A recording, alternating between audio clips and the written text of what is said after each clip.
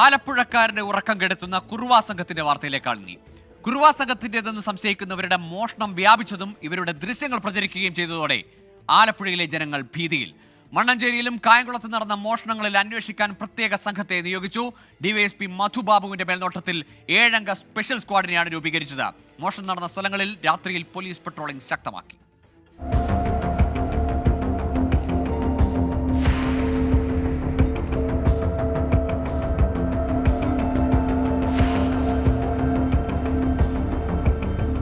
കോയമ്പത്തൂർ, മധുര, തഞ്ചാവൂർ എന്നിവിടങ്ങളിലാണ് കുറുവാ സംഘത്തിന്റെ താവളം.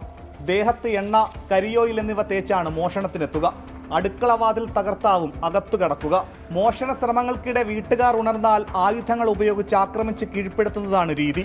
വസ്ത്രധാരണത്തിലെ പ്രത്യേകത കൊണ്ട് ഇവരെ തിരിച്ചറിയാനും പാട്.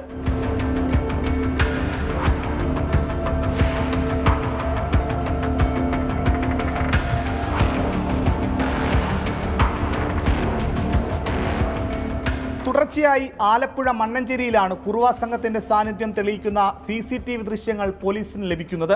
മണ്ണഞ്ചേരിയിൽ 3 സ്ഥലങ്ങളിൽ മോഷണവും 2ഇടങ്ങളിൽ മോഷണ ശ്രമവും ഉണ്ടായി. കായംകുളത്തും കരിയിലക്കുളങ്ങരയിലും ചേർത്തലയിലും കുറുവാ സംഘത്തിൻ്റെതെന്ന് സംശയിക്കുന്ന ദൃശ്യങ്ങളും പോലീസിന് ലഭിച്ചു. മണ്ണഞ്ചേരിയിൽ അജയകുമാറിന്റെയും കുഞ്ഞുമോന്റെയും വീട്ടിൽ കുറുവാ സംഘം എത്തി മോഷണം നടത്തിയത് ഒരേ രീതിയിൽ. അടുക്കളവാതിൽ തകർത്ത് കിടപ്പുമുറിക്കുള്ളിലെത്തി ഉറങ്ങിക്കിടക്കുന്ന സ്ത്രീകളുടെ മാല കവർന്നു. അനക്കം കെട്ട് ബഹളം വെച്ചപ്പോഴേക്കും മോഷ്ടാവ് ഓടി രക്ഷപ്പെട്ടു. കുറുവാ സംഘത്തിന്റെ പിന്നാലെ പോകാനും പലരും ധൈര്യപ്പെടാറില്ല.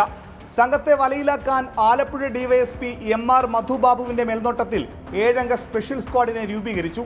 സംഘത്തിന് വേണ്ടി വ്യാപകമായ തെരച്ചിൽ തുടരുകയാണ്. പകൽ സമയങ്ങളിൽ വിവിധ ജോലികളുമായി കഴിഞ്ഞ ദിവസങ്ങളിൽ പ്രദേശത്തെത്തിയവരെ കേന്ദ്രീകരിച്ചും അന്വേഷണം നടക്കുന്നുണ്ട്. പുലർകാലങ്ങളിൽ പോലീസ് പെട്രോളിംഗും ശക്തമാക്കി. 24 ആലപ്പുഴ.